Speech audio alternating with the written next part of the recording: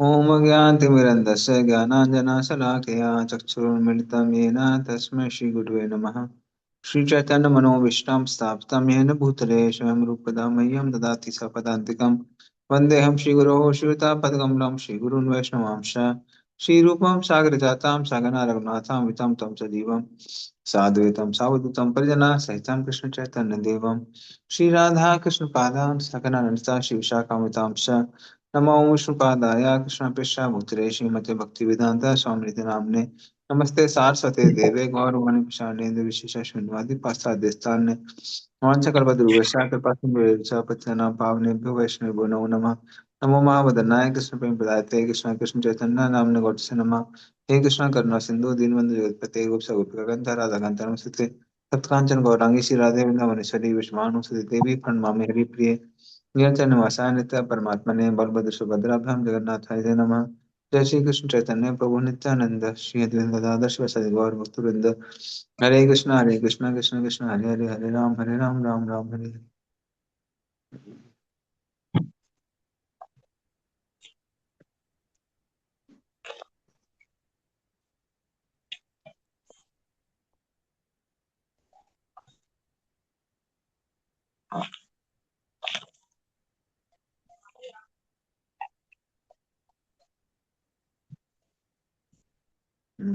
वर्ष नंबर 34।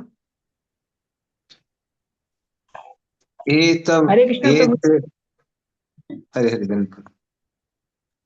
एते वर्णाः स्वधर्मेण यजन्ति स्वगुरुं हरिं श्रद्धात्म विशुद्धि अर्थम यज्जाता सह वृत्तिभिः। बड़ी इसका अर्थ तात्पर्य। हरे कृष्णा। ये भिन्न भिन्न समस्त सामाजिक विभाग अपने अपने वृत्तिपरक कर्तव्यों तथा जीवन परिस्थितियों के साथ पूर्ण पुरुषोत्तम भगवान से उत्पन्न होते हैं। इस तरह अबद्ध जीवन तथा आत्म साक्षात्कार के लिए मनुष्य को गुरु के निर्देशानुसार परम प्रभु की सेवा करनी होती है। तात्पर्य, क्योंकि सारे जीव भगवान के विराट रूप के शरीर के पृथक पृथक भागों से उत्पन्न हुए हैं, अतः संपूर्ण ब्रह्मांड के समस्त भागों के जीवों को परम शरीर का नित्य सेवक माना जाता है। हमारे अपने शरीर का प्रत्येक भाग यथा मुंह, हाथ, जांग, पांव संपूर्ण शरीर की सेवा करने के लिए होते हैं। यही उनकी स्वाभाविक स्थिति है। मानवेतर जीवन में जीवों को स्वाभाविक स्थिति की चेतना नहीं होती, किंतु मनुष्य जीवन में उनसे आशा की जाती है कि वे वन प्रणाली के माध्यम से इसे जाने। जैसा कि ऊपर उल्लेख हुआ है, समाज के समस्त वर्णों का गुरु ब्राह्मण होता है। अतः ब्राह्मण संस्कृति, जिसकी पराकाष्ठा भगवान की दिव्य सेवा है, आत्मा की शुद्धि के लिए आधारभूत सिद्धांत है। बद्ध जीवन में आत्मा को ऐसा प्रतीत होता है कि वह ब्रह्मांड का स्वामी बन सकता है, और इस भ्रांत धारणा का अंतिम बिंदु यह है कि वह अपने को ब्रह्म सोचने लगता है। मूर्ख बद्ध जीवात्मा इस बात पर ध्यान नहीं देता कि ब्रह्म कभी माया द्वारा बद्ध नहीं हो सकता। यदि ब्रह्म माया द्वारा बद्ध हो जाए तो फिर उसकी सर्वोच्चता कहाँ रही। उस दशा में माया सर्वोच्च होगी, इसलिए जीव कभी सर्वोच्च नहीं हो सकते, क्योंकि वे बद्ध हैं। इस श्लोक में बद्ध आत्मा की वास्तविक स्थिति बतलाई गई है। तीन गुणों में भौतिक प्रकृति से संपर्क के कारण सारे बद्ध जीव अशुद्ध होते हैं। इसलिए ऐसे प्रमाणिक गुरु के पथ प्रदर्शन के अंतर्गत उन्हें अपने को शुद्ध बनाना आवश्यक होता है, जो अपनी योग्यता से न केवल ब्राह्मण हो अपितु वैष्णव भी हो। यहाँ पर आत्मशुद्धि की जिस एकमात्र विधि का उल्लेख हुआ है, वह मान्य विधि के अंतर्गत प्रमाणिक गुरु के पथ प्रदर्शन में भगवान की पूजा करना है। यही शुद्धि की स्वाभाविक विधि है और अन्य किसी विधि के प्रमाणिक होने के रूप में संतुति नहीं की गई है। शुद्धि की अन्य विधियां जीवन की इस अवस्था तक पहुंचने में सहायक बन सकती हैं, किंतु वास्तविक सिद्धि प्राप्त करने के पूर्व मनुष्य को इस अंतिम बिंदु तक आना होता है। भगवत गीता में इस सत्यता की पुष्टि निम्नवत हुई है। बहु नाम जब नामंते ज्ञानवानाम प्रपद्यते वासुदेव सरमिति स महात्मा सुदुर्लभ है। हरे कृष्ण प्रभु। धन्यवाद। तो इस श्लोक में क्या बताया हुआ था क्योंकि ब्राह्मण क्षत्रिय वैश्य शूद्र सबके सब विराट रूप के शरीर के ही हिस्से हैं, इसलिए सबको अपने अपने वर्ण आश्रम धर्म के अनुसार भगवान की सेवा करनी चाहिए। और प्रोपा तात्पर्य में एम्फेसाइज क्या कर रहे हैं, प्रोपात कह रहे हैं कि इससे सिद्ध होता है कि हम ऐसा नहीं है कि हम कभी ब्रह्म थे जो पतित हो गए। क्योंकि अगर मान लीजिए हम ब्रह्म थे तो एक सेवक और स्वामी में भेद है ना, भेद नहीं है ना। लेकिन यहाँ तो क्लियरली लिया हुआ है कि जो भी सेवक है उनको क्या करनी चाहिए, स्वामी की सेवा करनी चाहिए, पूजा करनी चाहिए। और सेवक और स्वामी दोनों के दोनों हैं, तो ऐसा नहीं हो सकता है कि सेवक और स्वामी क्या हो जाए, एक हो जाए। ये संभावना नहीं होती है। इसलिए हम कभी भी किसी भी अवस्था में ब्रह्म नहीं बन सकते हैं, जो कि मायावादी कहते हैं। तो प्रभुपाद में समझा रहा है।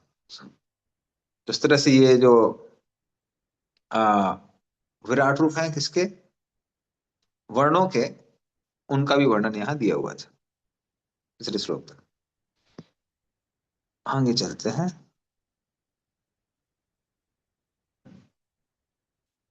एतच्छत्तर्भगवतो दैवकर्मात्मरूपिणः का श्रद्धयात् उपाकर्तुम् योगमाया बलोदयम्। और इसका अर्थ और तात्पर्य। हरे कृष्णा। हे विदुर, पूर्ण पुरुषोत्तम भगवान की अंतरंगा शक्ति द्वारा प्रकट किए गए विराट रूप की दिव्य काल कर्म तथा शक्ति को भला कौन माप सकता है या उसका आकलन कर सकता है। तात्पर्य, कुकमंडूक दार्शनिक भगवान की अंतरंगा शक्ति योग माया द्वारा प्रदर्शित विराट रूप के विषय में मानसिक चिंतन करते रहे, किंतु वस्तुतः कोई भी ऐसे विशाल प्रदर्शन को माप नहीं सकता। भगवत गीता 11:60 में भगवान के मान्य भक्त अर्जुन ने कहा है, अनेक बहुधा वक्त नित्यं पश्यामि तव सर्वतो अनंत रूपम, नान्तं न मध्यम न पुनस्तवादि पश्यामि विश्वेश्वर विश्वरूप। हे विश्वेश्वर, हे विश्वरूप, हे ब्रह्मांड के स्वामी, मैं सभी दशाओं में असंख्य हाथ, शरीर, मुख तथा आंखें देख रहा हूँ और वे सभी अनंत है। मैं स्वरूप का न तो अंत पा सकता हूँ, न मध्य, न ही आदि। भगवत गीता विशेष रूप से अर्जुन से कही गई थी और उसके अनुरोध पर उसके समक्ष विश्व रूप दिखलाया गया था। उसे इस विश्व रूप को देखने के लिए विशेष आंखें प्रदान की गई थी। इस तरह यद्यपि वह भगवान के असंख्य हाथ तथा मुख देख सका, किंतु वह पूर्ण रूपेण उनका दर्शन नहीं कर सका। जब अर्जुन भगवान की शक्ति के माप का अनुमान लगाने में असमर्थ रहा, तो भला और कौन कैसा कर सकता है। हाँ, कि कूपमंडूक दार्शनिक की तरह भ्रांत अनुमान करने में लगा रह सकता है। कूपमंडूक दार्शनिक 3 वर्ग फुट आकार वाले कुएं के अपने अनुभव के आधार पर प्रशांत महासागर की लंबाई चौड़ाई का अनुमान लगाना चाहता था। अतः वह प्रशांत महासागर जितना विशाल होने के लिए गर्व से फूलने लगा कि अंत में उसका शरीर फट गया और इस विधि से वो मर गया। यह वृत्तांत उस मानसिक दार्शनिक पर भी लागू होता है कि भगवान की बहिरंगा शक्ति की माया के अधीन परमेश्वर की लंबाई चौड़ाई का अनुमान लगाने में उलझा रहता है। सर्वोत्तम मार्ग यही है कि भगवान का शांत एवं विनीत भक्त बना जाए, प्रामाणिक गुरु से भगवान के विषय में सुनने का प्रयास किया जाए तथा जैसे कि पिछले श्लोक में सुझाव दिया गया है, दिव्य प्रेम भक्ति में भगवान की सेवा की जाए। हरे कृष्ण। धन्यवाद। इस श्लोक और आगे के श्लोकों में भी मैत्र मुनि अब एक नम्रता का प्रदर्शन कर रहे हैं, या बताने का प्रयास कर रहे हैं कि पूर्णतः अगर कोई विराट रूप का विस्तार से वर्णन करना चाहे या फिर समझना चाहे, तो वो संभव नहीं है। क्योंकि भगवान कैसे हैं, भगवान का ना कोई आदि है ना अंत है। और प्रभुपाद उदाहरण दे रहे हैं भगवत गीता से कि अर्जुन में ये कह रहा था कि भगवान आप कहाँ से शुरुआत हो रही है आपकी, कहाँ अंत हो रहा है, ये हमको समझ में नहीं आ रहा है। इसलिए का सदेहात उपाकर तुम, कौन भगवान को पूर्ण रूप से जान सकता है। योग माया बलोदयम, जो भगवान अपने योग माया के बल से प्रदर्शित कर रहे हैं इस रूप को, तो कौन जान सकता है। तो पूर्ण रूप से कोई नहीं जान सकता है और ना ही कोई वर्णन कर सकता है। भगवान स्वयं भी कहते हैं, अथवा बहुनीतेना किम गातेन च अर्जुना विष्टभ्याम इदम कृष्णम एकम सेना जगत, कि अर्जुन मात्र मैं अपने अंश से पूरे संसार में व्याप्त हूं, तो मैं कितना बताऊं अपने बारे में, कोई उसका अंत ही नहीं है। तो उस तरह से ना ही कोई पूर्ण रूप से विस्तार कर सकता है, ना ही कोई इसको देख सकता है, नहीं समझ सकता है।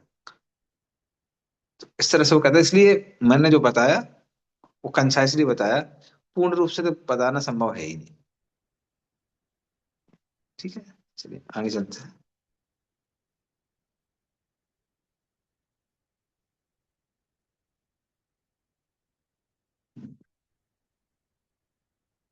तथापि कीर्तयामि अंग यथा मति यथा श्रुतम कीर्तिम हरे स्वाम सत्कर्तुम गिरम अन्याभिदासतीम। पढ़िए इसका अर्थ और तात्पर्य। ये बहुत इंपॉर्टेंट श्लोक है, याद करने लायक।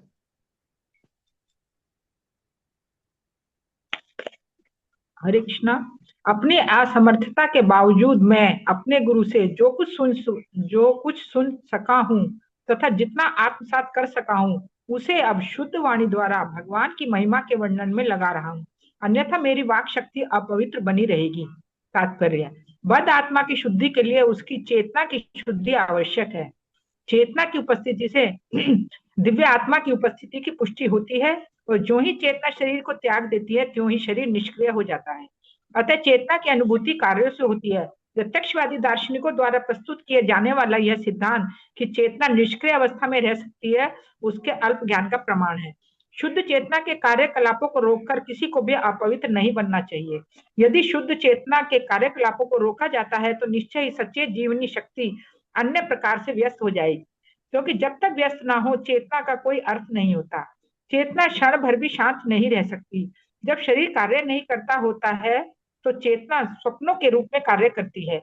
अचेतना कृत्रिम है, बाह्य प्रेरणा से यह सीमित अवधि तक रहती है, किंतु जब दवा का नशा उतरता है या जब मनुष्य जग जाता है तो चेतना फिर से सही ढंग से कार्य करने लगती है। मैत्री का कथन है कि अपवित्र सचेतन कार्यकलापों से बचने के लिए वे भगवान की अनंत कीर्ति का वर्णन करने का प्रयास कर रहे थे, यद्यपि उनको ठीक से वर्णित कर पाने की सामर्थ्य उनमें नहीं थी। भगवान की कीर्ति का गायन किसी शोध का परिणाम नहीं है, अपितु गुरु मुख से विनीत भाव से सुनने का परिणाम है। अपने गुरु से जो कुछ सुना हुआ रहता है उसे पूर्ण रूप से धूरा पाना भी संभव नहीं है, किंतु भरसक प्रयास करके यथासंभव कुछ न कुछ वर्णन किया जा सकता है। इससे कोई अंतर नहीं पड़ता कि भगवान की महिमा का वर्णन पूरी तरह हुआ है या नहीं। मनुष्य को मनसा वाचा कर्मणा भगवान की दिव्य महिमा के गायन का प्रयास करना चाहिए, अन्यथा ऐसे कार्यकलाप अपवित्र तथा अशुद्ध बने रहेंगे।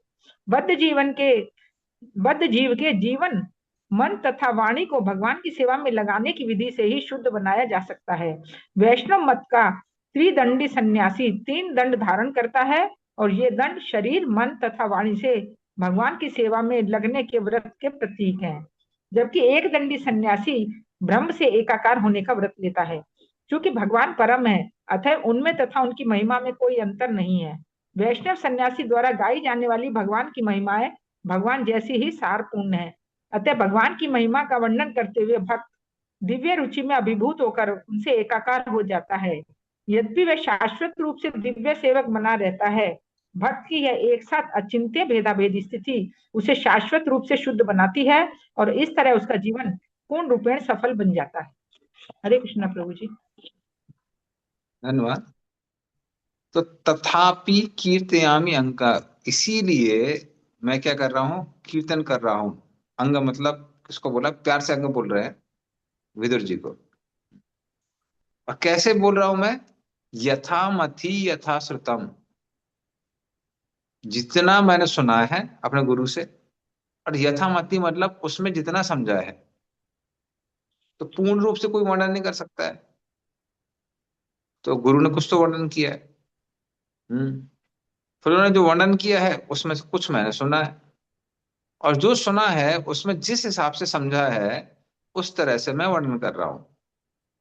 यथा मति यथा श्रुतम कीर्तम हरेम स्वाम सत कर तुम।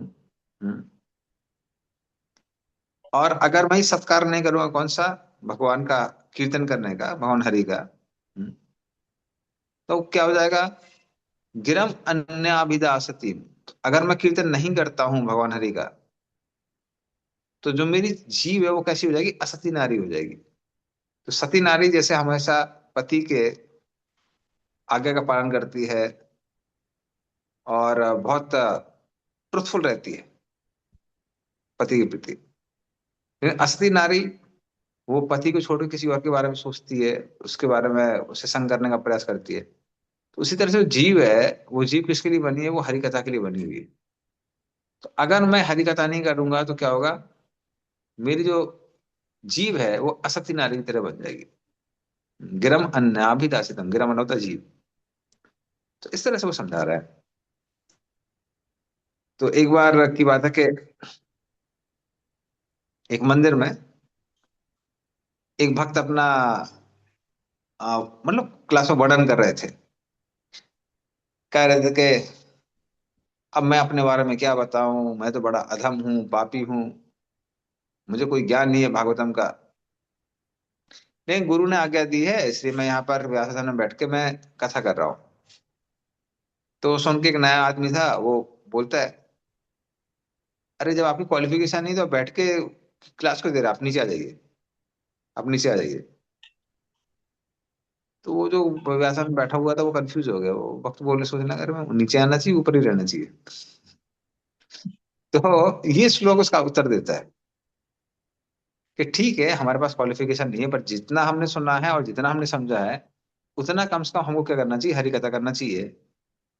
ताकि उससे होगा क्या, जो जीव का कार्य है वो पूर्ण हो सकेगा। इसलिए भक्तों को क्या करना चाहिए, ये नहीं सोचना चाहिए कि ठीक है जब हम पूर्ण रूप से समझ लेंगे तब हम प्रचार करेंगे। प्रभुपाद बोले जितना आपको समझ में आ रहा है उतना प्रचार करिए,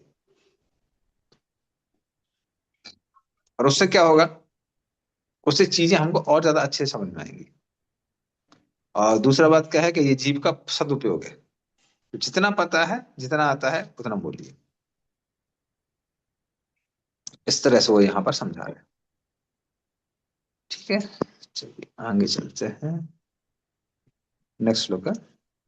Uh, Hare Krishna, Prabhu. Prabhuji, हाँ I बोलिए। have one question. Like, hmm this is over here, like, it is like you mentioned about preaching, but like in the 10 offenses to the holy name, one of the hmm offenses also to preach to the faithless people. Hmm So how like so why is like some many places the scriptures say that we have to preach, hmm and then like Bhakti Vinod Thakur has also written that it is an offense to preach to the faithless. Hmm. So why is that given as an offense, Prabhuji? So if we see practically, it is written to instruct a faithless person of the glories of the holy names. मतलब आप उसको हरिनाम करने के लिए बोल सकते हैं, पर उसके आप ज्यादा महिमा का वर्णन नहीं करिए, क्योंकि वो क्या करेगा, वो फिर उसका आपकी बात का ही अपमान करने लगेगा। इसलिए डोज कैसी होनी चाहिए, वो भी ऑडियंस के अनुसार होनी चाहिए। जितना वो ऑडियंस समझ सकता है उस हिसाब से हमको बोलना है।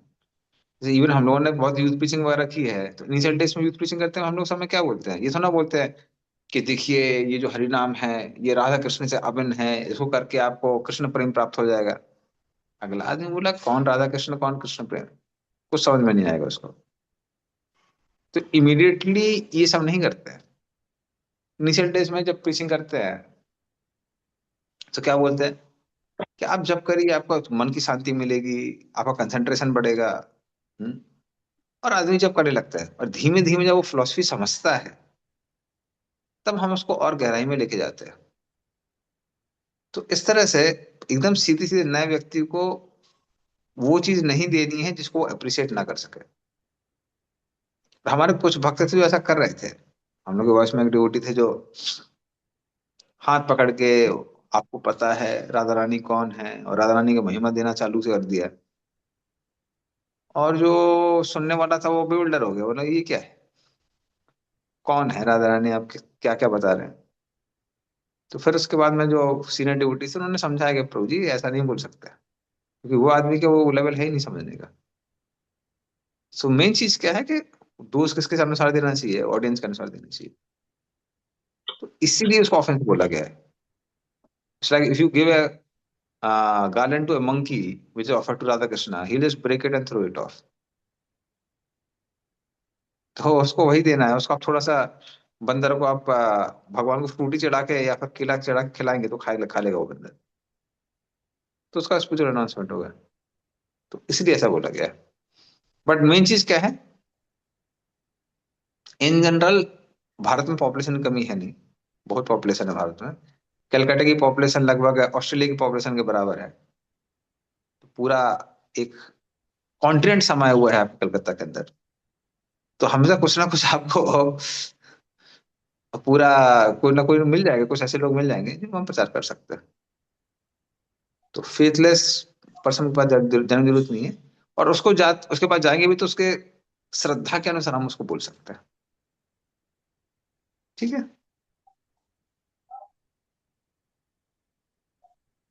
हाँ, आप म्यूटेड है Pradeep. And Prabhuji, one more question also. So over here, like it is written that like if we do not purify our by repeating what we have heard, then it is uh, like the tongue is considered to be an unchaste. Like over hmm. here, it's written. So many times, at least for me personally, I'm saying true. I I'm not very comfortable speaking about Krishna consciousness with uh, with a lot of people, and I'm personally not very comfortable in preaching and those kind of activities. So I keep myself restricted. Like I speak about Krishna consciousness with devotees, and some people who see the kanthi, they come and ask on their own. Then I try to test, okay, whether he's asking in a genuine way or not, and then I speak little bit, that also in a very minor way. So so is it considered to be unchaste then, because we are not speaking what we have heard? Mm. Hmm. See if people are receptive then we should speak actually. अगर लोग receptive हैं तो बोलना चाहिए। क्योंकि आ, वो फिर हम उसको अपॉर्चुनिटी नहीं दे, उसको बहुत रेयर अपॉर्चुनिटी मिलने वाली है। इसलिए उस समय उसको बोलना चाहिए। और दूसरा बात क्या है कि हम लोगों को हमेशा कोई ना कुछ ऑडियंस ऐसा हमेशा मिल जाएगा जिसको हम हरी कथा कर सकते हैं और कुछ लेवल की कर सकते हैं। हम्म। इवन जहां मैं कोचिंग पढ़ा रहा हूँ उसमें जो one of the senior person is there, director basically, तो वो मुस्लिम है। लेकिन वो फिर भी उसको कुछ जो चीजें हैं वो अप्रिशिएट करता है कृष्ण कॉन्शियसनेस के बारे में। तो जितना वो अप्रिशिएट करता है उतना उससे बात बोल देता है। उसको जगन्नाथ जी पे काफी फेथ है, तो जगन्नाथ की थोड़ी कथा सुना देते हैं उसको। तो क्या वो जितना वो डाइजेस्ट कर सकता है उतना वो करते हैं, जहां पे वो उसकी रेड लाइन है वहां टच नहीं करते हैं। तो इसलिए जितना व्यक्ति समझ सकता है, सोच सकता है, जितना फॉलो कर सकता है, उतना हम लोग बोल सकते हैं। तो उस चीज में कोई बुराई नहीं है। तो ऐसा नहीं है कि हमको ऑर्गेनाइज फर्स्ट क्लास कल्टिवेटिव टीचिंग ही हर जगह करनी है। और वो कई बार बहुत ज्यादा एक हद के बाद संभव होता भी नहीं है। क्योंकि क्या होता है कि हर एक व्यक्ति की कैपेसिटी होती है, और एक कैपेसिटी के बियॉन्ड वो प्रीचिंग नहीं कर पाता है। जैसे मेरे लिए भी अभी कैसा है कि अगर आप बोले नए लोगों के लिए प्रीचिंग करने के लिए, तो क्या होता है कि पूरा वो कल्टीवेट करना, भक्ति में आगे लेके जाना, ऑलरेडी मेरे पास बहुत सेवा है। और ऑलरेडी पुराने लोग हैं जिनको मैंने 14-15 साल पहले प्रीचिंग की थी, ऐसे बहुत लोग जुड़े हुए हैं। उनको टाइम देना होता है, तो वो छोड़ नहीं सकते हैं। तो उनको फैमिली को कैसे कृष्ण कॉन्शियस बनाना है, क्या करना है, उसको वो सब गाइडेंस देना पड़ता है, तो उतना टाइम नहीं बचता है। तो इसलिए जब नए लोग होते हैं जिनसे मैं थोड़ी देर के लिए मिलने जा रहा हूँ या कुछ समय स्पेंड करने जा रहा हूँ, तो जनरली मैं उनके लिए क्या करता हूँ, उनके रिसेप्टिविटी के अनुसार उतना उनको वो देते हैं। अब उसी बीच में ऑफिस में ही एक और टीचर आया था जो आ, काफी फेथफुल था और बोला था कि "हाँ, ठीक है, हम भी आपकी कास्ट वाले हैं।" मेरे कास्ट वाला था। और हम भी भगवान में विश्वास करते हैं, आप थोड़ा कुछ बता सकते हैं, हम बहुत लाइफ में टेंशन रहती है। तो फिर उसको सबके सामने ही मैंने माला वाला दी, जप अप कराया और बोला भी जप करते रहो। और उसको थोड़ा भगवत गीता वगैरह भी भेज दी उसको। क्या भगवत गीता दी थी मैंने, बल्कि क्या आप भगवत गीता पढ़ सकते हैं, ये जप कर सकते हैं। That was enough. बट वो रेगुलर नहीं आने वाला है, वो शायद हमको मिलेगा 6 महीने में एक बार। तो उतना रेगुलर कॉन्टेक्ट में नहीं है। But what ever is possible मैंने किया उसके लिए। तो इसलिए अलग अलग लोगों के लिए आप अलग अलग लेवल की चीजें कर सकते हैं, उसमें थोड़ा बुद्धि लगा सकते हैं। तो वो हेजिटेंट नहीं रहना चाहिए। क्योंकि अगर हम किसी को कुछ पॉजिटिव दे रहे हैं, भगवान से जोड़ रहे हैं, वो उसके लिए पूरी लाइफ का एक रेवोल्यूशन है। कितने जन्मों से वो कृष्ण से विमुख होकर भाग रहा था यहाँ, अब उसको तो मौका मिला है। सो उसमें उतना डरने की जरूरत नहीं है। ठीक है सुमेश चेतन। तो एक बार थोड़ा सा अपने, किसको बोलते हैं ना, just make your one bold step out of your nature, you will change and they will also change. वो थोड़ा सा कर सकता है। Actually, Proji, what happens in corporates is we might speak something out of good faith and feeling that, okay, this person might be interested. And then when that person, because of office politics and all, when it can go against you, when it cannot go against you, you don't know. So you you prefer to it prefer to remain aloof. And like some of my colleagues, I have given them Bhagavad Gita, hmm. because if anybody comes on my table, so they find a lot of things, so they understand, okay, this person does something. Like the office owners are aware that, okay, I'm connected with ISKCON, but they don't know how, to what level I'm connected. And so that way everybody is aware that, okay, this person is connected, but they are not aware about the extent of connection. So so that way it gives a sense of some security, okay, that this person might not be able to use anything against me. Because in companies generally we like try to remain little aloof and not hmm. not divulge a lot of things, नहीं because वो कहा नहीं है, वो education circle में भी same चीज है। और शायद जितना कॉर्पोरेट सर्कल में पॉलिटिक्स होती है उससे ज्यादा एजुकेशन सर्कल में होती है। और उसका एक रीजन ये है, क्योंकि रिप्लेसमेंट्स आर फ्यू। तो जब मैं लास्ट टू लास्ट इंस्टीट्यूट में था, तो जब मैं आया तो ऑलरेडी तीनों के सर के ऊपर तलवार मंडरा रही थी कि उनको ले ऑफ कर देंगे। तो उनको डर लग गया था। तो day one, even before I, जिस इंटरव्यू देने से पहले ही पॉलिटिक्स मेरे साथ में चालू हो गई थी। वो बच्चों को बोल दिया कि आपको ऐसा ऐसा बोलना है, ऐसा फीडबैक देना है, ये करना है, वो करना है, ऑलरेडी उन्होंने बोला हुआ था। पर्सन जो मेरे साथ पॉलिटिक्स कर रहा था, बार बार ये कर रहा था, वो कर रहा था, एंड में क्या हुआ कि उसको ही उन्होंने बोले कि आप छोड़ के चले जाइए। तो फिर वो डिप्रेशन में आया मेरे पास में। बोले सर आप तो भगवत गीता के बारे में इतना सुनते हैं, मैं डिप्रेशन में चल रहा हूँ, बताइए कि क्या करना चाहिए। तो फिर मैं उसको भगवत गीता के बारे में बताया। वो बताया, फिर मैंने बताया वो इस कौन का लिंक है, ऐसा है वैसा है। तो ऑल्दो मेरे को पता था कि हाँ बाद में यही व्यक्ति था जो शुरू से पॉलिटिक्स करते हुए आया है, फिर भी मैंने इसको क्यों दिया है?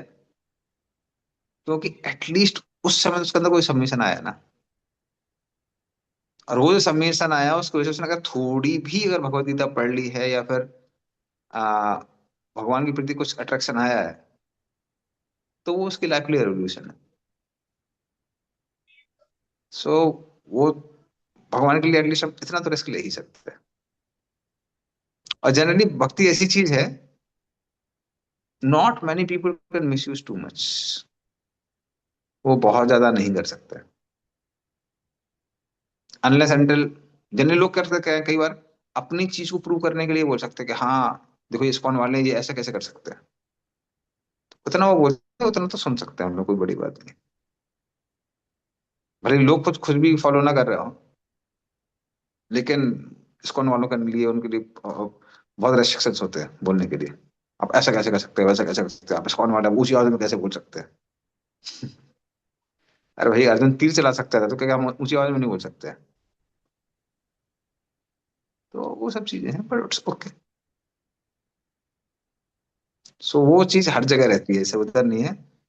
लोगों को कहीं भी मिसयूज करना होता है तो फिर वो, अगर आप कुछ भी नहीं कर रहे हैं तो भी वो कुछ ना कुछ मिसयूज कर ही लेंगे।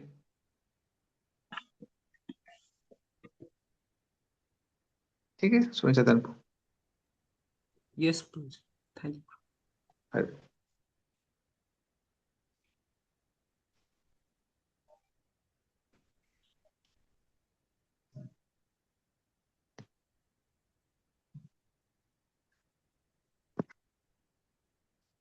हाँ ये भी बहुत फेमस श्लोक है, may be you can repeat after me, आप रिपीट कर सकते हैं।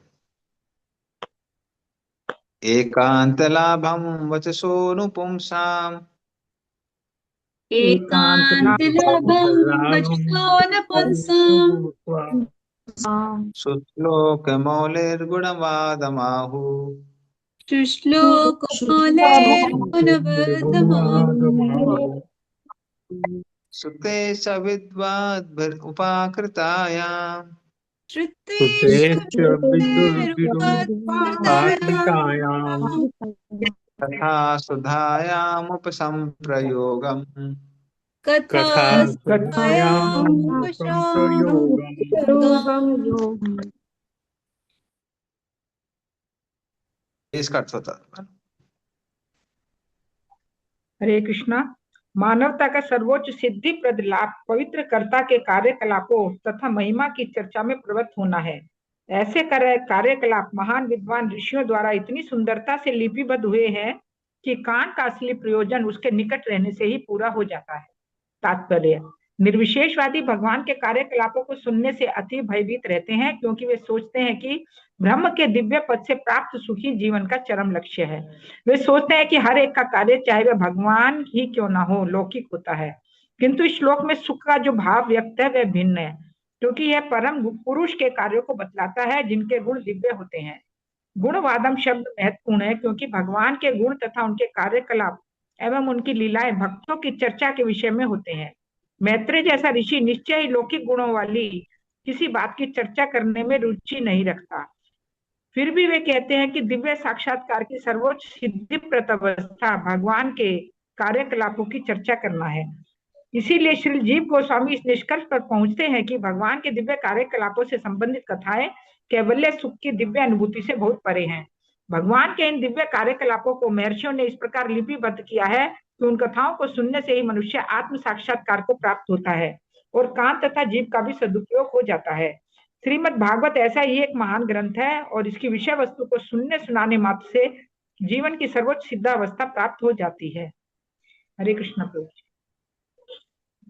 धन्यवाद। तो एकांत लाभम वसोनुमो पुंसाम सुश्लोक गुणवादमाहु सुते सविद्भिरुपाकृताम कथा सुदायम उपसंप्रयोगम। तो ये जो है, ये ऐसा लाभ है कि मात्र हरि कथा के सामने रहने से या उसको सुनने से व्यक्ति को आनंद आने लगता है और उसको आ, उसका कल्याण होता है। तो ये हरि कथा का प्रभाव है। इसलिए जरूरी नहीं है, जैसे सुमेश चतनपुर बात कर रहे थे, तो जरूरी नहीं है कि हम लोग बहुत रेगुलरली ऑर्गेनाइज ऐसे कुछ प्रीचिंग करें। कहीं भी जाते हैं, अगर हम थोड़ी सी कुछ कथा सुनाते हैं भगवान के बारे में, आप देखेंगे हमेशा कुछ ना कोई इंटरेस्टेड लोग मिल ही जाते हैं। तो ये खासकर ये चीज मैंने सीखी है कृष्णानंद प्रभु से। उनको मैंने देखा वो कहीं भी ट्रेन में चले जाते हैं, ऑफ कोर्स ब्रह्मचारी के बीच में उन्हें थोड़ा तो अंतर आ ही जाता है, लेकिन फिर भी वो क्या करते हैं, वहां जाते हैं, वो सीधे के चैतन्य चरितामृत बोलते हैं। अब हम लोगों से अगर आप डायरेक्टली चैतन्य चरितामृत बोलिए तो कई बार हेजिटेशन आता है कि भाई चैतन्य महाप्रभु के बारे में ज्यादा लोग जानते ही नहीं। पर वो क्या करते हैं, कहीं भी जाते हैं, ट्रेन में जाते हैं, चैतन्य चरितामृत खोल लेते हैं, 4-5 लोग को पकड़ लेते हैं साइड से कि आइए थोड़ा सा पढ़ते हैं। और वो पढ़ाना चाहते हैं और संभाव कुछ तो ऐसा है कि लोग कुछ ना कुछ उनको लोग मिल जाते हैं जो आप आपसे सुन लेते हैं। तो वो सुन लेते हैं, वो उनको थोड़ा सा बोलते हैं कि हरिनाम करना चाहिए, अपना कीर्तन वीर्तन करा देते हैं, बस नेक्स्ट डेस्टिनेशन। तो उस तरह से हरि कथा और हरिनाम ऐसी चीज है जो हम कहीं भी कभी भी किसी को भी दे सकते हैं। तो जरूरी नहीं बैठ के ऑर्गेनाइज करके फॉलो अप करके एक साइड से आपने बैरिकेड खड़ा कर दिया, दूसरी साइड से बैरिकेड कर दिया, आदमी जब तक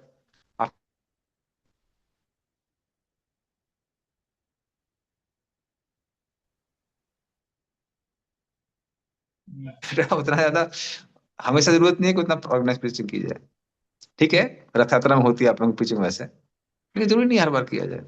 तो जाइए कहीं भी थोड़े से हरि कथा कहिए और कुछ ना कुछ मिल जाते हैं, लोग मिल जाते हैं, और इस तरह से हम भी कथा का आस्वादन कर सकते हैं और दूसरों को भी कथा का आस्वादन करा सकते हैं।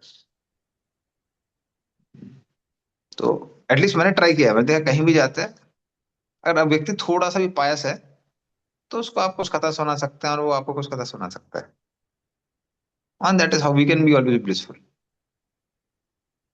हम लोग हमेशा आनंद में रह सकते हैं. Somehow उस कलकत्ता थोड़ी सी आर्टिस्टिक है, लेकिन जनरली हमने देखा है कि कुछ ना कुछ लोग ऐसे मिल जाते हैं जो पायस होते हैं. ठीक है, चलिए आगे चलते हैं.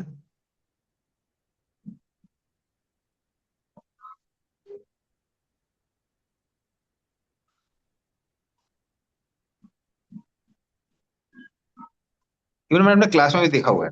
मेरे क्लास के सारे जो फ्रेंड्स थे, क्लासमेट्स आईआईटी में, सब लोग उतने स्ट्रांग भक्त नहीं बने, और सब लोग भक्त नहीं बने. ऑफ कोर्स एक ही ड्यूटी है जो 16 राउंड अभी तक कर रहा है लगातार तब से. उसके अलावा एक फ्रेंड था, वो 4 माला कर रहा था, उसका पता नहीं, उतना कनेक्शन नहीं रहा उसके साथ. और बाकी कोई 1 माला 2 माला, लेकिन ये है कि कम से कम हर किसी ने कुछ ना कुछ माला करी है, नहीं तो कुछ भागवत तो सुनी सुनी है मेरे से. क्योंकि जब हम लोग फील्ड वर्क में आए थे, मैं भागवत खोल के बैठ जाता था, बोले आओ सुनो मेरे से, तो कुछ लोग डिस्कस करते थे कोई ना कोई पार्ट. कुछ हद तक थोड़ा, हर किसी के अंदर थोड़ा सा थोड़ा कुछ ना कुछ इंक्लिनेशन रहता है लोगों के अंदर, तो उसका हम लोग फायदा उठा सकते हैं, और उससे हमको भी फायदा मिलेगा, उनको भी फायदा मिलेगा.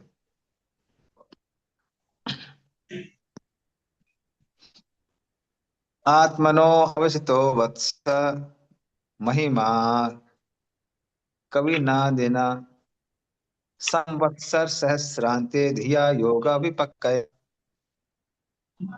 पढ़िए इसका अर्थ और तात्पर्य.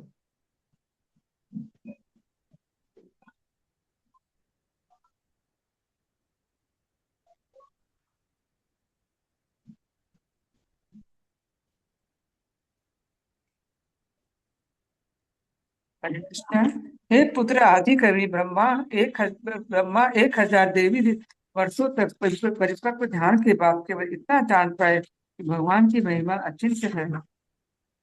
तात्पर्य कुछ ऐसे कुपमंडू दार्शनिक है जो दर्शन तथा मानसिक चिंतन द्वारा परमात्मा को जानना चाहते हैं। जब परमेश्वर को कुछ हद तक जानने वाले भक्तगण ये स्वीकार करते हैं कि भगवान की महिमा अकल्पनीय तथा अचिंत्य है, तो कुपमंडू दार्शनिक उनको निंदा पूर्वक आलोचना करते हैं। ये दार्शनिक उस कुपमंडू की तरह है जिसने प्रशांत महासागर को मापने का प्रयास किया था। वे आदि कवि ब्रह्मा जैसे भक्तों से उपदेश ग्रहण न करके निरर्थक मानसिक चिंतन का कष्ट उठाना पसंद करते हैं। ब्रह्मा जी ने 1000 देवी वर्षों तक कठिन ध्यान किया था, फिर भी उन्होंने कहा कि भगवान की महिमा अचिंत्य है। अतः ये कूपमंडूक दार्शनिक अपने मानसिक चिंतक से कौन सा लाभ पाने की आशा कर सकते हैं। ब्रह्म संहिता में कहा गया है कि मानसिक चिंतक चिंतक के आकाश में मन या वायु के वेग से करोड़ों वर्षों तक क्यों न उड़ता रहे, फिर भी वह इसे अचिंत्य पाएगा। किंतु भक्तगण ब्रह्म के ज्ञान की व्यर्थ खोज में समय नहीं गंवाते, अपितु प्रामाणिक भक्तों से भगवान की महिमा का विनीत भाव से श्रवण करते हैं। कीर्तन श्रवण तथा कीर्तन की प्रक्रिया का दिव्य आनंद उठाते हैं। भगवान भक्तों का या महात्माओं के भक्ति कार्यों का अनुमोदन करते हैं और कहते हैं, महात्मा समापार्थ देवी प्रकृति आश्रिता भजन्ति अनन्य मनसो ज्ञात्वा भूतादि अव्ययम् सततम कीर्तयन्तु ममृतंतश्च दृढ़ता नमस्तश्च मां भक्त्या नित्य उपासते। भगवत गीता 9:13-14। भगवान के शुद्ध भक्त भगवान के अंतरंगा शक्ति परा प्रकृति की शरण ग्रहण करते हैं। इसे लक्ष्मी देवी, सीता देवी, श्रीमती राधा रानी या श्रीमती रुक्मिणी देवी कहा जाता है। इस तरह वे वास्तविक महात्मा बन जाते हैं। महात्मा मानसिक चेतना के शौकीन नहीं होते, किंतु अविचल भाव से भगवान की भक्ति में लगे रहते हैं। भक्ति का प्राकट्य भगवान के कार्यकलापों के विषय में सुनने तथा कीर्तन करने की प्रामाणिक विधि से होता है। महात्माओं द्वारा अपनाई गई इस दिव्य विधि से उन्हें भगवान विषय पर्याप्त ज्ञान प्राप्त हो जाता है। तो यदि भगवान के किसी हद भी जाना जा सकता है, तो वह भक्ति के साधना के द्वारा ही, अन्य किसी विधि के द्वारा नहीं। चिंतन करते हुए कोई मनुष्य अपने पूरे जीवन का मूल्यवान समय व्यर्थ क्यों न बिता दे, क्योंकि इससे भगवान के धाम में प्रवेश पाने में कोई सहायता नहीं मिलती। तो महात्मा गण मानसिक चिंतक द्वारा भगवान को जानने में तनिक भी रुचि नहीं दिखाते, क्योंकि वे भगवान द्वारा अपने भक्तों के साथ या असुरों के साथ दिव्य व्यवहारों के अंतर्गत उनके महिमा युक्त कार्यकलापों के विषय में स्वयं श्रवण करने में आनंद लेते हैं। भक्तगण इन दोनों में आनंद पाते हैं और इस जीवन में तथा बाद में जीवन में सुखी रहते हैं। हरे कृष्ण। धन्यवाद. तो ब्रह्मा जी भी इतनी लंबी तपस्या के बाद पूर्ण रूप से भगवान को नहीं जान पाए, तो हमारे लिए कैसे संभव है? तो पूर्ण रूप से संभव नहीं है। और वो क्यों संभव नहीं है? क्योंकि भगवान की महिमा अनंत है। प्रभुपाद बोलते हैं एक जगह, प्रभुपाद बोलते हैं कि everybody knows that God is great but they don't know how great God is.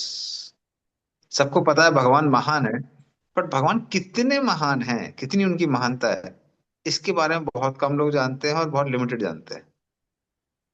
तो पूर्ण रूप से भगवान की महानता को समझना लगभग असंभव है। क्योंकि भगवान की महानता का कोई अंत नहीं है। तो इसलिए जो लोग मानसिक चिंतक होते हैं, मेंटल स्पेकुलेटर होते हैं, वो उनको पूर्ण रूप से नहीं जान सकते। फिर भी भगवान की महानता के बारे में जो भक्त लोग हैं चर्चा करते हैं, वो क्यों करते हैं? क्योंकि वो आनंद का विषय है। तो इस तरह भक्त लोग आनंद में रहते हैं। वो पूर्ण रूप से विश्लेषण करने के लिए कई बार उतने उत्सुक नहीं होते हैं। जैसे खासकर कुछ जो रसिक भक्त होते हैं, उनको मैंने देखा हुआ है। जैसे एक उदाहरण ले सकते हैं, वो कृष्ण क्षेत्र महाराज। कृष्ण क्षेत्र महाराज वैसे तो आ, इस्कॉन के भी सबसे पॉपुलर, आप बोल सकते स्कॉलर्स में से एक है। तो ऑक्सफोर्ड वाले जो है वो उनसे बुक्स के लिए रिक्वेस्ट करते रहते हैं। ऑक्सफोर्ड में यूनिवर्सिटी प्रेस में उन्होंने बहुत बुक्स लिखी हुई है कृष्ण क्षेत्र महाराज ने। प्रभुपाद डिसाइपल है। लेकिन महाराज को जब भी कोई क्वेश्चन पूछते थे जहां लगता था कि महाराज ये सही है कि वो सही है, महाराज कहते हैं कि ये आचार्य ने ये बोला है, वो आचार्य ने वो बोला है, बोले मैं रियलाइज करता हूँ, मैं ये सोचता नहीं कौन सही है कौन गलत है। I just realize the variety.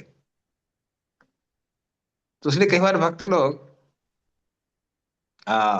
जो है वो क्या करते हैं, उसमें आनंद लेते हैं, और हरि कथा में आनंद लेके वो आगे चलते हैं। ठीक है। तो इस तरह से ब्रह्मा जी भी नहीं समझ पाए, तो फिर साधारण व्यक्ति के लिए कहने ही क्या है।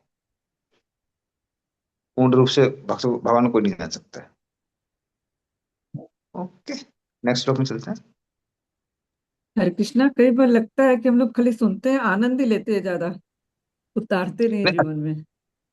हाँ नहीं तो वो तो अच्छी बात है ना। वो क्या बोलते हैं, तो ऐसा नहीं समझने का प्रयास नहीं करना चाहिए, प्रयास करना चाहिए। पर नहीं भी समझ में आ रहा है तो आनंद लेके आगे बढ़ जाना चाहिए। सो एक्चुअली भागवतम का जो गोल है वो यही है। मुहुर अहो रसिका भुवि भावका पिबत भागवतम रसमालयम मुहुर अहो रसिका भुवि भावका। तो इसको इसका पान करिए, क्योंकि ये क्या है, ये रस से भरी हुई है। तो इसका रस का आस्वादन करिए, बस काफी है, पर्याप्त है। और होता क्या है कि जितना हम भगवान के गहर बारे में जानते हैं और हमको समझ में आता है कि भगवान कितने महान है, उतना आप देखेंगे भगवान की सेवा करने में भी आनंद आता है। कि अरे बाप रे, इतने महान है फिर भी आराम से भगवान को हम भोग चढ़ा सकते हैं, ड्रेस कर सकते हैं। अरे वाह क्या बात है। जैसे आपने देखा हुआ नॉर्मली कोई बहुत महान व्यक्ति से कोई मिलता है, तो क्षण भर के लिए भी मिलने को मौका मिल जाता है तो लगता है वाह, क्या कितना इंपॉर्टेंट चीज थी ना। लोग आते हैं एक बार किसी के साथ में फोटो खिंचाते हैं। जैसे मान लीजिए जो हमारे स्कॉन के बहुत फेमस सन्यासी है, भक्त चरण महाराज थे, अभी मान लो जयप्रदा महाराज है, कोई भी है। अब जाते हैं वहां पे, जाते हैं एक फोटो खिंचा लेते हैं, जिंदगी में एक बार एक फोटो खिंचाने को मिल गई तो फिर लोग पूरी जिंदगी में डिस्प्ले करते हैं कि देखो महाराज से हम मिले थे, महाराज से मिले थे, महाराज से मिले थे। तो उस तरह से क्योंकि हम उनकी महानता जानते हैं, तो जितना हम भगवान की महानता के बारे में जानते हैं, अगर थोड़ी सी भगवान की सेवा करने को मिल जाए या नाम जप करने को मिल जाए तो हमको आनंद आता है, समझ में आता है, वाह कितने भगवान महान। तो अच्छा है, रियलाइज करें तो वो गोल है लाइफ का। अरे, चलो, आगे चलते हैं।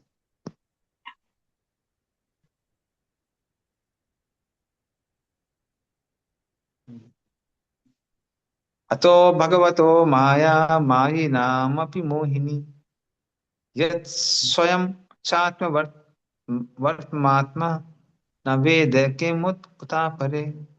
पढ़िए इसको। हरे कृष्णा। पूर्ण पुरुषोत्तम भगवान की आश्चर्यजनक शक्ति जादूगरों को भी मोहग्रस्त करने वाली है। यह निहित शक्ति आत्माराम भगवान तक को अज्ञात है, अतः अन्यों के लिए यह निश्चय ही अज्ञात है। तात्पर्य, भले ही कूप मंडूक दार्शनिक तथा विज्ञान एवं गणितीय गणना के लौकिक बखेड़ेबाज पूर्ण पुरुषोत्तम भगवान की अचिंत्य शक्ति में विश्वास न करें, किंतु कभी कभी वे मनुष्य तथा प्रकृति की अद्भुत जादूगरी से चकरा जाते हैं। लौकिक जगत के ऐसे जादूगर तथा बाजीगर भगवान के दिव्य कार्यकलापों की जादूगरी से सचमुच ही चकरा जाते हैं, किंतु वे अपने मोह से को यह कहकर संबंधित करने का प्रयास करते हैं कि यह सब पौराणिक कल्पना है, किंतु परम शक्तिमान पुरुष में कुछ भी असंभव या पौराणिक नहीं है। लौकिक विवाद प्रिय लोगों के लिए सबसे आश्चर्यजनक पहेली यह है कि एक और जहां वे परम पुरुष की असीम शक्ति की लंबाई चौड़ाई की गणना करने में लगे रहते हैं, वहीं उनके श्रद्धालु भक्तजन व्यवहार जगत में भगवान की अद्भुत जादूगरी की प्रशंसा करने मात्र से भव बंधन से मुक्त कर दिए जाते हैं। भगवत भक्त खाते सोते काम करते इन सभी परिस्थितियों में जिन जिन वस्तुओं के संपर्क में आते हैं, उनमें वे आश्चर्यजनक कुशलता देखते हैं। वट वृक्ष के छोटे से फल में हजारों छोटे छोटे बीज होते हैं और प्रत्येक बीज में एक अन्य वृक्ष की शक्ति छिपी रहती है, और इसमें भी कार्य कारण के रूप में लाखों ऐसे फलों की शक्ति निहित होती है। अतः वृक्ष तथा बीज भक्तों को भगवान के कार्यकलापों के विषय में ध्यान करने में लगाते हैं, जबकि लौकिक विवाद प्रिय लोग अपना समय सूक्ष्म चिंतन मनोरथ में व्यर्थ गवाते हैं, जो इस जीवन में तथा अगले जीवन दोनों में ही निष्फल होता है। अपने चिंतन से गर्वित वे कभी भी वट वृक्ष के सरल छिपे हुए कार्यकलापों की प्रशंसा नहीं करते। ऐसे बेचारे चिंतकों के भाग्य में निरंतर पदार्थ में फंसे रहना बदा है। हरे कृष्ण प्रभु जी। धन्यवाद। तो भक्त लोग क्या करते हैं, ये भगवान के अद्भुत ऐश्वर्य को देखकर उसमें आनंद लेते हैं। तो ये उदाहरण यहाँ दिया गया। हम वटवृक्ष का छोटा सा बीज, उसमें पूरा वृक्ष बनाने की क्षमता है। कैसे संभव है, ये भगवान ही कर सकते हैं। या फिर आपने कभी देखा होगा कि नारियल पानी, हम नारियल पानी को कैसे प्रिजर्व करके रखते हैं, वो अपने आप में एक अद्भुत चीज है। कि आपका कितना गर्मी का समय होता है, जो नारियल का पेड़ होता है वो सूरज की रोशनी के सामने खड़ा रहता है, और फिर भी जब भी हम लोग उसका पानी पीते हैं कितना मीठा होता है। और कितना ठंडा होता है। तो ऐसा क्या भगवान ने थर्मस बनाया हुआ है कि वो वहां पे आपको नारियल पानी मिल रहा है। तो ये भगवान का आ, आश्चर्यजनक अद्भुत स्वभाव है। ठीक है, आगे चलते हैं। अतो भगवतो माया माई नाम अपि, ये हो गया। ये तो अप्राप्य निवर्तन्त वाचश्च मनसा सह अहम चान इमे देवा तस्मै भगवते नमः। पढ़िए इसका अर्थ तात्पर्य। हरे कृष्णा। अपने अपने नियंत्रक देवों सहित शब्द मन तथा अहंकार पूर्ण पुरुषोत्तम भगवान को जानने में असफल रहे हैं, अतः हमें विवेक पूर्वक उन्हें सादर नमस्कार करना होता है। तात्पर्य, कूपमंडूक आकलक ये आपत्ति उठा सकता है कि यदि भगवान वाणी मन तथा अहंकार के नियंत्रण देवों द्वारा, जो कि क्रमशः वेद ब्रह्मा रुद्र तथा बृहस्पति इत्यादि देवता है, अज्ञेय है, तो फिर भक्तगण इस अज्ञात वस्तु में इतनी रुचि क्यों दिखाए? इसका उत्तर यह है कि भक्तों की भगवान की लीलाओं को जानने में जो दिव्य आनंद प्राप्त होता है, वह निश्चय अभक्तों तथा मानसिक चिंतकों के लिए अज्ञात है। यदि कोई दिव्य आनंद का आस्वाद नहीं कर लेता, तो स्वाभाविक है कि वह अपने चिंतन तथा मनगढ़ंत निष्कर्षों से वापस लौट आएगा, क्योंकि उन्हें न तो वास्तविक मानेगा न आनंदवर्धक। भक्तगण कम से कम इतना जो जान सकते हैं कि परम सत्यपूर्ण पुरुषोत्तम भगवान विष्णु है, जैसे कि वैदिक स्त्रोतों में पुष्टि भी है। ओम तद विष्णु परमम पदम सदा पश्यन्ति सूरयः। भगवत गीता 15:15 में इसी तथ्य की पुष्टि हुई है।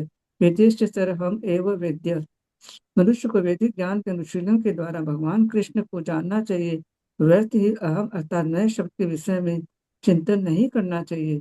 परम सत्य को जानने की एकमात्र विधि भक्ति है, जैसा कि भगवत गीता में कहा गया है, भक्त्या माम अभिजानाति यावन माम अहम अस्मि तत्ततः। केवल भक्ति द्वारा यह जाना जा सकता है कि परम सत्य भगवान है और ब्रह्मा तथा परमात्मा उनके अंश है। इसकी पुष्टि श्लोक में महर्षि मैत्रेय द्वारा की गई है। ये भक्ति भाव से भगवान को भगवते सादर नमस्कार नमः करते हैं। मनुष्य को मैत्रेय तथा विदुर महाराज परीक्षित एवं सुखदेव गोस्वामी जैसे महर्षियों तथा भक्तों के चरण चिन्हों का अनुभवन करना चाहिए। यदि वह उनके परम स्वरूप को जानना चाहता है, जो कि ब्रह्म तथा परमात्मा के ऊपर है, उससे भगवान की दिव्य भक्ति में सेवा में लग जाना है। हरे कृष्णा। धन्यवाद।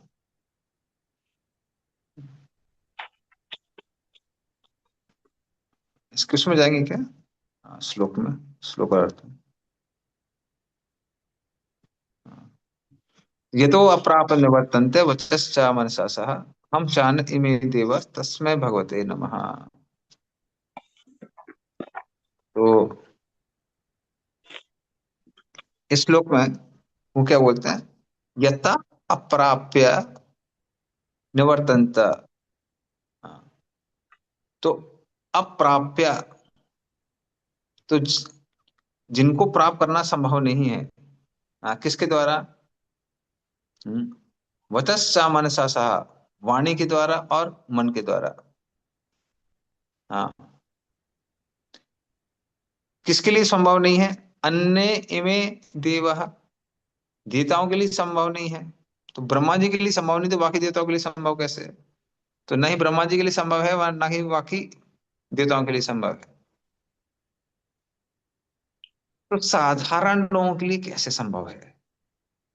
हाँ, या फिर यहाँ पर अपनी नम्रता के साथ में मैत्री मुनि कह रहे हैं, मेरे लिए कैसे संभव है? तो तस्मै भगवते नमः, ऐसे भगवान को मैं नमन करता हूं जिनको समझना असंभव है। तो ये एक नम्रता के साथ में वो भगवान को प्रणाम कर रहे हैं कि हम आपको नहीं समझ सकते। और सत्य यह है कि जो भी ज्ञान में की गहराई में जाता है, वो व्यक्ति नम्र हो जाता है। क्यों नम्र हो जाता है? समझ में आता है ज्ञान का कोई अंत नहीं, कोई अंत नहीं है ज्ञान का। जितना आप गहराई में जाएंगे, किसी भी फील्ड में जाते हैं हम लोग, तो चीजें इतनी अनलिमिटेड है कि व्यक्ति उसको नम्रता से भर जाता है। बल्कि एंशियंट डेज में, पुराने दिनों में, इवन मॉडर्न साइंस का गोल क्या था? उसका मॉडर्न साइंस का गोल था कि अपने खोज के द्वारा हम भगवान के अद्भुत जो नेचर है उनका, जो प्रकृति है, उसका हम लोग दर्शन कर रहे हैं। उससे भगवान के प्रति हमारा अप्रिसिएशन बढ़ेगा कि भगवान कितने महान है। इसलिए जो इवन बहुत बड़े बड़े साइंटिस्ट हुए, खासकर न्यूटन वगैरह, इन्होंने बहुत सारी चीजें थियोलॉजी के ऊपर भी लिखा हुआ है, जिसको कभी प्रकाशित नहीं किया गया और हाईलाइट नहीं किया गया है जानबूझ के। तो न्यूटन हैज मोर पार्ट, उन्होंने ज्यादा काम किया है थियोलॉजी के ऊपर। थियोलॉजी मतलब दर्शन, आध्यात्मिक दर्शन के ऊपर, पर उसको कभी प्रकाशित नहीं किया गया। और ये सब लोग वो क्यों करते थे? साइंटिफिक इन्वेस्टिगेशन या रिसर्च, ये समझने के लिए कि भगवान कितने महान है। तो इस तरह से जो वाकई में विद्या से पूर्ण है, वो नम्र हो जाता है। तो इसलिए अपने नम्रता के साथ में मैत्री मुनि कहते हैं, मैं भगवान को प्रणाम करता हूँ, उनको देवता भी नहीं समझ सकते हैं, साधारण लोगों के लिए तो संभव ही नहीं है। और रियलिटी ये है कि हम सब लोगों के लिए भी संभव नहीं है। हम अपने शरीर को भी पूर्ण रूप से नहीं जान सकते हैं। बल्कि हमारे शरीर की जो एक छोटी सी कोशिका, एक सेल है, उसके बारे में पूर्ण रूप से हर किसी को नहीं पता है। कुछ कुछ चीजें थोड़े यहाँ वहाँ पता है। तो इस तरह से वो नम्र होकर भगवान को प्रणाम करते हैं। ठीक है, चलिए आगे चलते हैं। तो इस तरह से विराट रूप का वो डिस्क्रिप्शन देते हैं और बोलते हैं कि पूर्ण रूप से डिस्क्राइब करना संभव ही नहीं है, पूर्ण रूप से बताना संभव नहीं है। Yes, Saumya Chetan bro. So, Ji, you were telling about the scientists. So recently, ISRO had launched some rockets for US, and prior to that launch, the ISRO chief had visited Tirupati. So, and even prior to the Chandrayaan, the ISRO chief and all had visited some temple. I'm forgetting which temple, but they had some Vishnu temple only. near Sriharikota. They had visited, bro. Yeah. No, even he had given the entire speech on Sanskrit also. तो ISRO chief है उसके बाद आप छोड़ दीजिए, वो तो काफी विद्वान व्यक्ति है और भगवान पे काफी विश्वास है। और संभव उसी की वजह से क्या हुआ कि जो सेकुलर्स हैं, सेकुलर्स बड़े परेशान रहते हैं कि भाई ये साइंटिस्ट भी है, ऊपर से आ, संस्कृत के श्लोक बोल रहा है, भगवान की यहाँ वहाँ पूजा कर रहा है। तो भारत के जो सेकुलर है वो उसकी वजह से बड़े परेशान रहते हैं। एस सी वर्मा जब वहां गए थे, राम मंदिर गए थे, तो लोग बड़े परेशान थे, क्योंकि जनरली लोग क्या कोट करते थे पहले, खासकर जो कम्युनिस्ट है, जिन्होंने जहर घोल के रखा हुआ है पूरे कलकत्ता के स्टूडेंट्स के मन में, यहाँ पार्टी बना के वहां पार्टी बना के, सिर्फ इधर नहीं, जेएनयू वेन्यू कहाँ सब इन लोगों ने सब जगह जहर घोल के रखा हुआ है। तो ऐसे जो जहरी लोग हैं वो बड़े परेशान थे। वो बोला, अरे एस सी वर्मा इतने महान वो लेखक हैं, ये हैं वो हैं, फिजिक्स के बारे में बुक लिखी है, कैसे वो वहां पर जा सकते हैं, राम मंदिर जा सकते हैं। सो पहले उसको ऐसे पोर्ट्रे किया गया है या मिसयूज किया गया है पोर्ट्रे करने के लिए कि साइंस मतलब एथिज्म। और कुछ साइंटिस्ट एथिस्टिक हैं but not all, very few, वैसे बहुत कम लोग। भक्ति स्वरूप दामोदर महाराज पर्सनली कई नोबेल लॉरेट से मिले, तो उसमें से 6 या 7 नोबेल लॉरेट थे जिन्होंने स्पीचेस अपने इंटरव्यूज दिए और उसको पब्लिश भी करने दिए, क्योंकि महाराज ने अपने एक बुक में लिखा हुआ है, एक बुक वो पब्लिश की है, 7 नोबेल लॉरेट्स करके।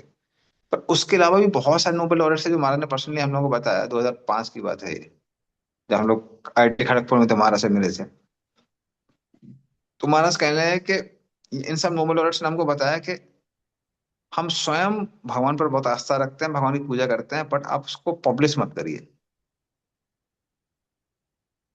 और क्योंकि खासकर उन दिनों में, अभी तो काफी कम हो गया है, उस समय तो और भी ज्यादा स्ट्रांग था। एक तरह का एक तो बोल सकते हैं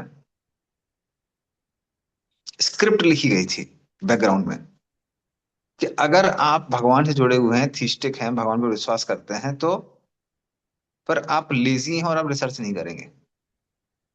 ये काम उस समय ऑफकोर्स स्टीफन हॉकिंस का किया हुआ था। अभी स्टीफन हॉकिंस मर गया तो थोड़ा सा कुछ भला हुआ साइंटिफिक कम्युनिटी का, पर उसका ये सारा काम किया हुआ था स्टीफन हॉकिंस का। तो उस तरह का कुछ पॉलिटिकल रीजंस की वजह से कई बार लोग वो नहीं कर पाते हैं, बट लोग पर्सनली क्यों इतना ज्यादा भगवान में विश्वास करते हैं, क्योंकि उन्होंने अपने रिसर्च में देखा, दे फाउंड कि कुछ तो सुपर नेचुरल पावर है जो सब सारी चीजें चला रही है, जो हमारी पहुंच के बहुत ज्यादा बियॉन्ड है। So they accept all this things.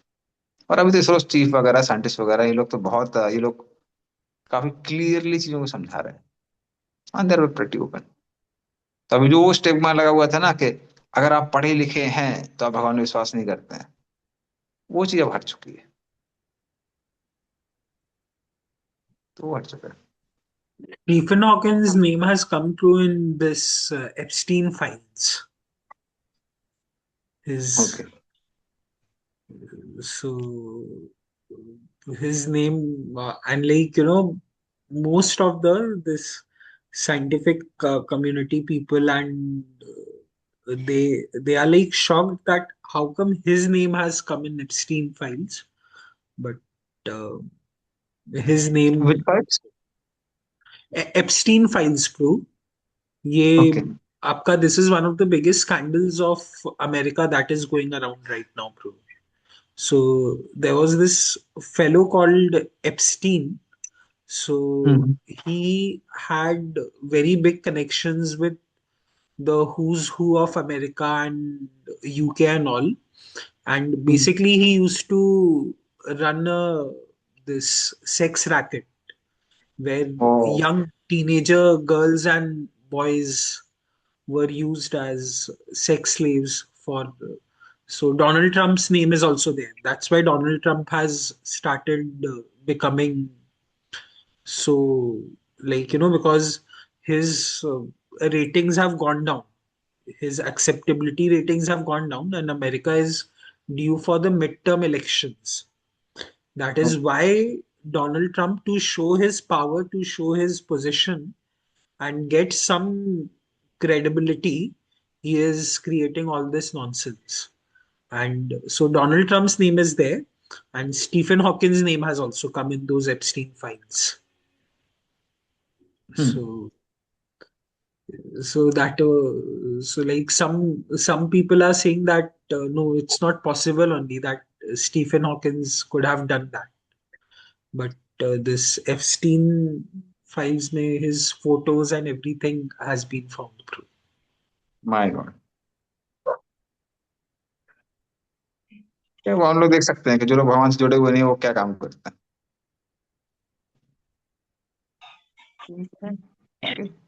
At least तो ये चैप्टर शायद हो गया है, we can go to next chapter also.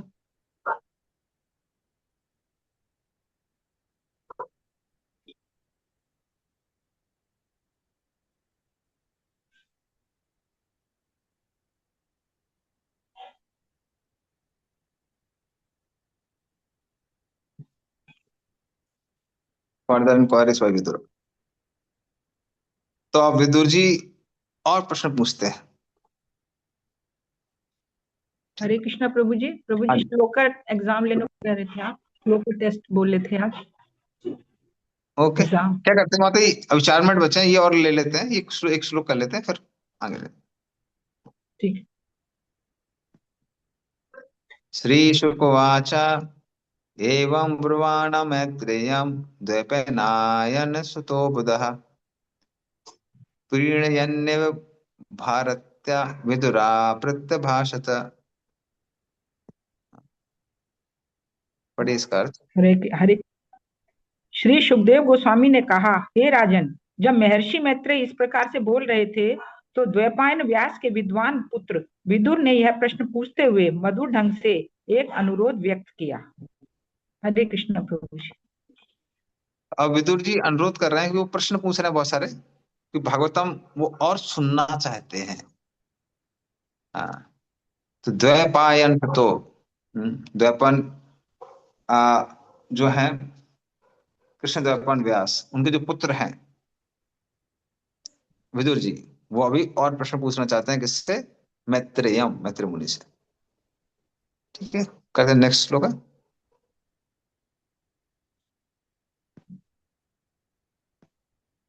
विदुर्वाच ब्रह्मन् कथं भगवतस् छिन्मात्रस्या विकारिणः लीलया चापि युज्येरन् निर्गुणस्य गुणाक्रियाः। पढ़िए इसका अर्थ तात्पर्य। हरे कृष्णा। श्री विदुर ने कहा, हे महान ब्राह्मण, क्योंकि पूर्ण पुरुषोत्तम भगवान संपूर्ण आध्यात्मिक समष्टि है और अधिविकारी है, तो फिर वे प्रकृति के भौतिक गुणों तथा उनके कार्यकलापों से किस तरह संबंधित है? यदि यह उनकी लीला है तो फिर अविकारी के कार्यकलाप किस तरह घटित होते हैं और प्रकृति के गुणों के बिना गुणों को किस तरह प्रदर्शित करते हैं? तात्पर्य, जैसा कि पिछले अध्याय में वर्णन हो चुका है, परमात्मा तथा परमेश्वर तथा जीवों में अंतर यह है, विराट जगत को उत्पन्न करने में भगवान के कार्यकलाप उनकी विभिन्न शक्तियों के द्वारा संपन्न होते हैं, किंतु यह जगत जीवों को मोहग्रस्त करने वाला होता है। इसलिए भगवान शक्तियों के स्वामी हैं, जबकि जीव उनके अधीन रहते हैं। विदुर दिव्य कार्यकलापों के विषय में विविध प्रश्न पूछकर इस भ्रांत धारणा को स्पष्ट कर रहे हैं। जब भगवान पृथ्वी पर अपने अवतार के रूप में प्रकट होते हैं या अपनी समस्त शक्तियों समेत स्वयं प्रकट होते हैं, तो वे भी सामान्य जीव की तरह माया के द्वारा प्रभावित होते हैं। सामान्यतः यह उन अल्पज्ञ दार्शनिकों की धारणा है कि भगवान तथा जीवों के पद को एक स्तर का मानते हैं। विदुर महर्षि मैत्रेय को इन तर्कों का खंडन करते सुन रहे हैं। इस श्लोक में भगवान को चिन्मात्र या पूर्णतः आध्यात्मिक बतलाया गया है। भगवान में अनेक अद्भुत वस्तुओं को, चाहे वे नश्वर हो या स्थायी हो, उत्पन्न करने तथा प्रकट करने की असीम शक्तियां है। क्योंकि वह भौतिक जगत उनकी बहिरंगा शक्ति की सृष्टि है, अतः यह नश्वर प्रतीत होता है। यह विशेष अंतरालों के बाद प्रकट होता है, कुछ काल तक स्थित रहता है, पुनः विलय होकर उनकी निजी शक्ति में संरक्षित हो जाता है, जैसा कि भगवत गीता 8:19 में वर्णन हुआ है। भूतवा भूतवा प्रलीयते। किंतु उनकी अंतरंगा शक्ति की सृष्टि आध्यात्मिक जगत भौतिक जगत की तरह नश्वर न होकर नित्य है और दिव्य ज्ञान, ऐश्वर्य, शक्ति, बल, सौंदर्य तथा यश से पूर्ण है। भगवान की शक्तियों की ऐसी अभिव्यक्तियां शाश्वत होती हैं और निर्गुण कहलाती है, अर्थात भौतिक प्रकृति के समस्त गुणों के प्रभाव से, यहाँ तक कि सत्वगुण से भी मुक्त होती है। आध्यात्मिक जगत भौतिक सत्व से भी दिव्य है। अतः अपरिवर्तनीय है, क्योंकि परमेश्वर ऐसे नित्य अपरिवर्तनीय गुणों के भौतिक प्रभाव जैसे किसी भी वस्तु से कभी अधीन नहीं बनते। अतः उनके कार्यकलाप तथा रूप का जीवों की तरह माया के अधीन होना किस तरह सोचा जा सकता है? एक जादूगर या बाजीगर अपने कार्यों तथा कलाओं से अनेक चमत्कार प्रदर्शित करता है। वह अपनी जादूगरी से गाय बन सकता है, फिर भी वह गाय नहीं होता। तो साथ ही जादूगर द्वारा प्रदर्शित गाय उससे भिन्न नहीं है। इसी तरह भौतिक शक्ति भगवान से भिन्न नहीं है, क्योंकि यह उन्हीं की उद्भास है, किंतु उसी के साथ शक्ति की अभिव्यक्ति भगवान नहीं है। भगवान का दिव्य ज्ञान तथा भक्ति से तो वैसे ही बने रहते हैं कि बदलते नहीं है, भले ही वे भौतिक जगत में प्रदर्शित हो। जैसा कि भगवत गीता में कहा गया है, भगवान अपने तनगा शक्ति द्वारा पृथ्वी पर अवतरित होते हैं, तो भौतिक प्रकृति के गुणों द्वारा उनका कलुषित, परिवर्तित या अन्यथा अन्यथा प्रभावित होने का प्रश्न ही नहीं उठता।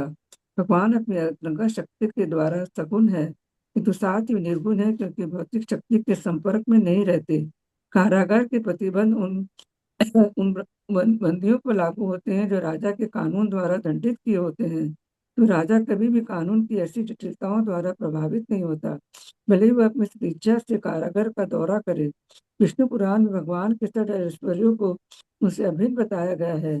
दिव्य ज्ञान, बल, ऐश्वर्य, शक्ति, सौंदर्य तथा त्याग, ये सारी ऐश्वर्य भगवान से अभिन्न है। जब इस जगत में ऐसे ऐश्वर्य का स्वयं प्रदर्शन करते हैं, तो भौतिक प्रकृति के गुणों से उनका कोई संबंध नहीं होता है। चिन्ह मात्र तो शब्द इसकी गारंटी है कि भगवान के कार्यकलाप सदैव दिव्य होते हैं, चाहे वे भौतिक जगत में ही प्रदर्शित क्यों न हो। उनके कार्यकलाप स्वयं उन पूर्ण पुरुषोत्तम के तुल्य है, अन्यथा सुखदेव गोस्वामी जैसे मुक्त भक्त उनके द्वारा आकृष्ट नहीं होते। विदुर ने पूछा कि भगवान के कार्यकलाप किस तरह भौतिक प्रकृति गुणों वाले हो सकते हैं, जैसा कि कभी कभी अल्पज्ञों द्वारा गलत आकलन किया जाता है। भौतिक गुणों की नश्वरता भौतिक देह तथा आत्मा के मध्य अंतर के कारण है। बद्ध आत्मा के कार्यकलाप भौतिक प्रकृति के गुणों के माध्यम से प्रदर्शित किए जाते हैं, अतः वे देखने में विपरीत प्रतीत होते हैं, किंतु भगवान का शरीर तथा स्वयं भगवान एक है। और जब भगवान के कार्यकलाप प्रदर्शित किए जाते हैं, तो निश्चय ही सभी प्रकार से भगवान से अभिन्न होते हैं। निष्कर्ष यह निकला कि जो लोग भगवान के कार्यकलापों को भौतिक मानते हैं, वे निश्चय ही भ्रमित है। हरे कृष्ण। धन्यवाद। तो यहाँ पर प्रभुपाद एक्चुअली विदुर जी पूछ रहे हैं, कह रहे हैं कि भगवान त्रिगुणातीत है, तीनों गुणों से परे हैं। पर सबको पता है कि वो सृष्टि स्थिति प्रलय में भाग लेते हैं, जो कि तीनों गुणों से पूर्ण है। तो इतने सारे कार्य करके भगवान कैसे हम बोल सकते हैं कि वो प्रकृति के परे हैं, तीनों गुणों के परे हैं? और प्रभुपाद ने वैसे उत्तर उसमें दे दिया है तात्पर्य में। उन्होंने क्या बताया कि जैसे कोई जेलर है, अब जेलर कैदी नहीं है, तो वो जब जेल में यहाँ वहां घूमता है, तो वो जेल के नियमों से नहीं बंधा हुआ है, वो तो वहां का इंचार्ज है। तो ऐसा नहीं है कि उसको जो कैदियों को जो काम कराया जाता है वो वही काम करता है, वैसा नहीं है। तो उसी तरह से भगवान आते हैं, भौतिक सृष्टि करते हैं, पर वो भौतिक सृष्टि से बंधे हुए नहीं है, वो से मुक्त है। इसलिए उनको उससे क्या कहा जाता है, विलग कहा जाता है। तो इस तरह से प्रभुपाद उत्तर देते हैं। इन्हीं प्रश्नों का भी वो और विस्तार से पूछने वाले हैं, जो हम लोग नेक्स्ट टाइम डिस्कस करेंगे। गंधरा श्रीमद् भागवतम की जय, श्री प्रभुपाद की जय। हरि पावन में वचन। हाँ।